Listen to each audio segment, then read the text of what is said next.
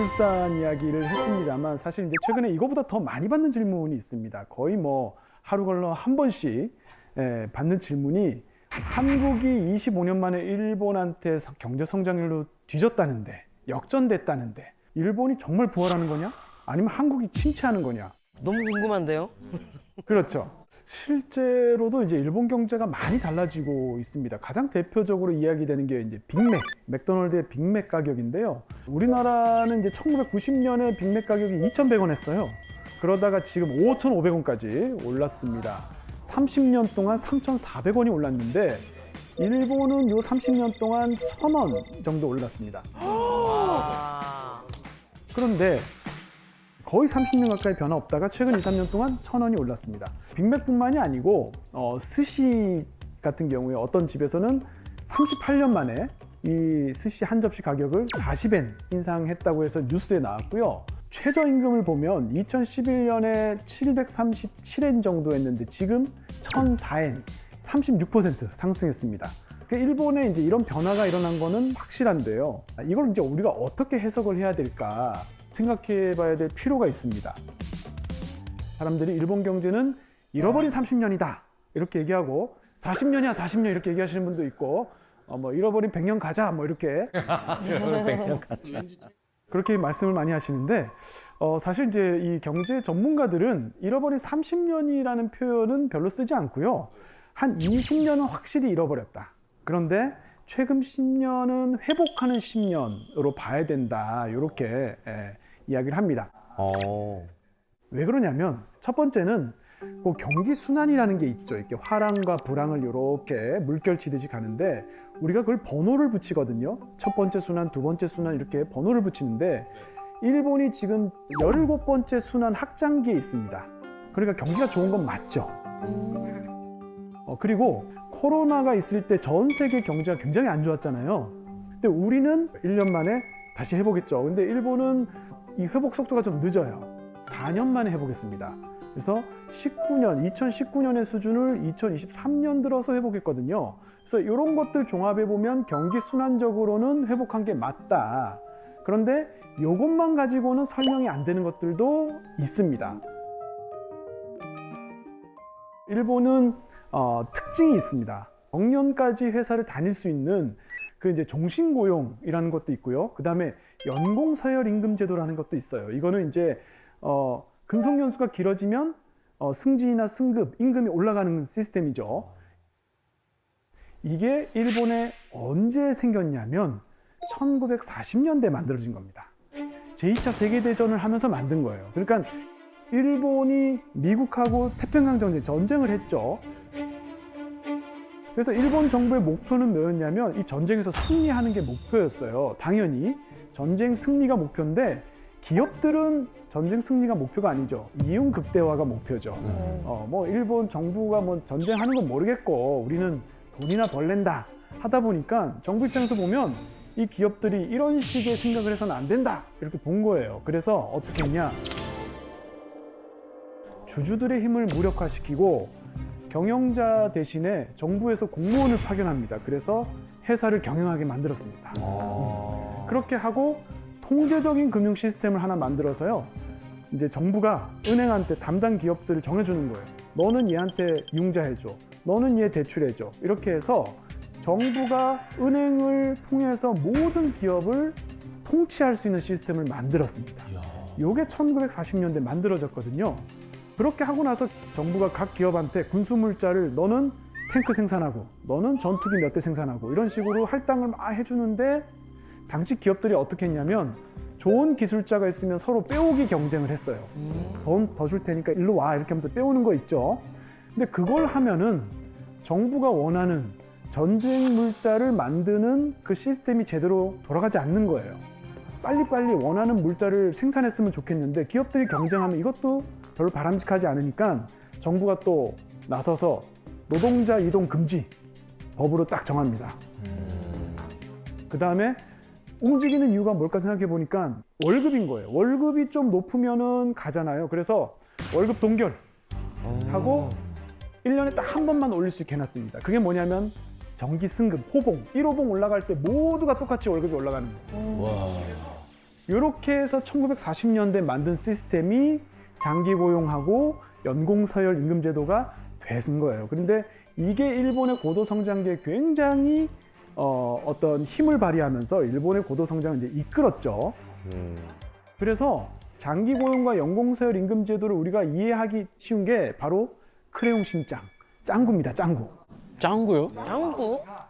이 만화에 등장하는 짱군의 가족이 장기 고용 연공 서열 제도 하에서 표준 가구의 기본을 보여주는 모습입니다. 맞아.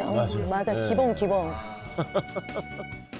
일본에는 표준 가구라는 게 있습니다. 이게 뭐냐면 아빠는 연수입 600만 엔 정도의 정규직 남성 노동자이고 엄마는 무조건 전업주부. 그다음에 아이는 둘 있어야 돼요. 짱구 있고 짱아 있잖아요. 네, 둘이에요.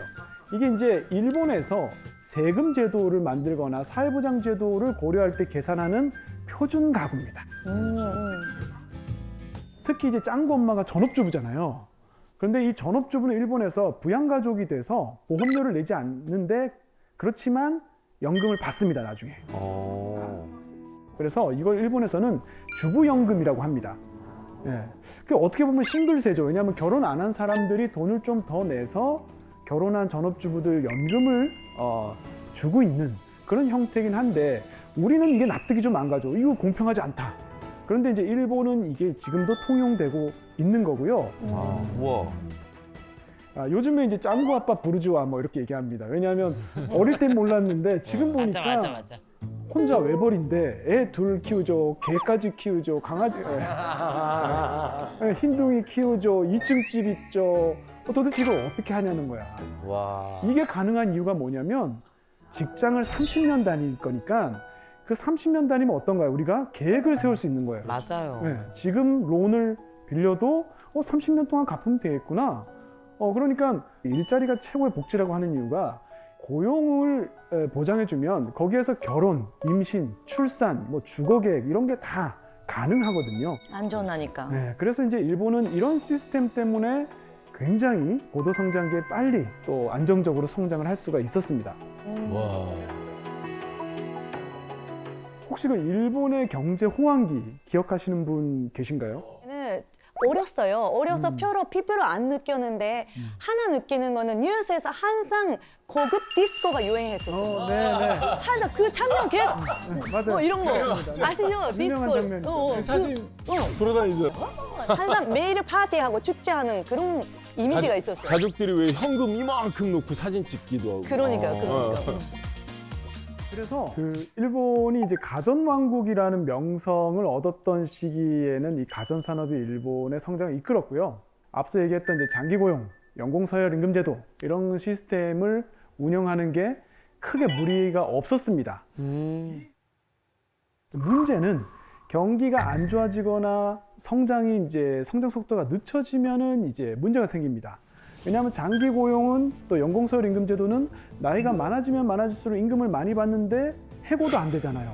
그렇다 보니까 이 노동 비용이 고정 비용으로서 크게 잡히다 보니까 90년대 이제 장기 침체기에 빠져들면서 이제 삐걱대기 시작을 하고요. 일본이 이제 고도 성장기는 매년 10%씩 성장했거든요. 그러다가 7, 80년대가 되면 한 4%, 5%, 그러다 이제 90년대가 되면 1% 이렇게 떨어지면서 과거의 시스템이 더 이상 유지가 안 되게 됐습니다.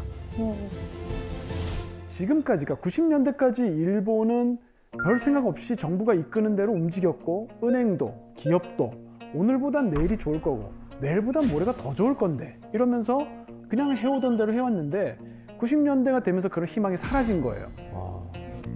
그런데 1940년대 만들어졌던 그런 시스템이 더 이상 맞지 않다는 거를 알았음에도 불구하고 이 시스템이 너무 익숙하니까 바꿀 수가 없는 거예요. 그래서 그 시스템이 90년대, 2000년대, 20년 동안 잃어버리게 만든 겁니다.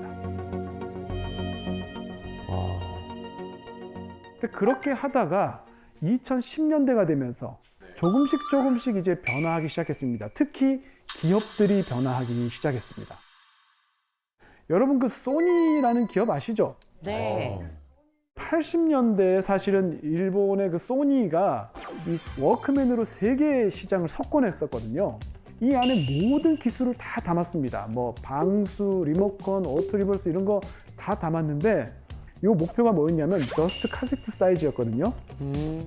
그러니까 작게, 더 작게, 더 작게 이걸 매년 해가고 있었는데 천지개벽할 일이 벌어진 거죠. CD가 등장한 겁니다. 거의 도착했는데. 그래서 다음은 CD다 해서 CD로 막 달려가고 있는데 갑자기 MP3가 또 나온 겁니다. 그러니까. 맞네. 그래서 결국에 이제 소니는 급변하는 시장에 맞추어서 제품을 못 내놓으면서 조금씩 이제 도태되는 그런 이제 길을 가게 되는데 사실은 일본의 많은 기업들이 이와 비슷한 흐름으로 망해가고 사라지고 역사의 뒤안길로 이제 없어졌습니다. 그런데 한켠에서는 일본의 기업들이 환골탈퇴하면서 반성하고 다시 바뀌는 기업들도 있었어요. 소니도 그랬습니다. 게임, 영화, 음악이 절반이 넘습니다. 완전한 엔터테인먼트 기업이고요. 맞아요. 이렇게 기업들이 등장하면서 일본 경제의 성장을 점점 이제 이끌어가는 거죠. 와. 그리고 또 하나의 큰 변화가 있는데요. 그동안 일본 기업들은 국내 투자를 잘 하지 않았습니다. 굉장히 등한시했습니다. 그런데 국내 투자가 30년 만에 지금 최대 규모로 늘고 있거든요. 왜 그동안 일본 기업들이 국내에 투자를 하지 않았느냐? 2008년, 9년에 글로벌 금융위기라고 있죠.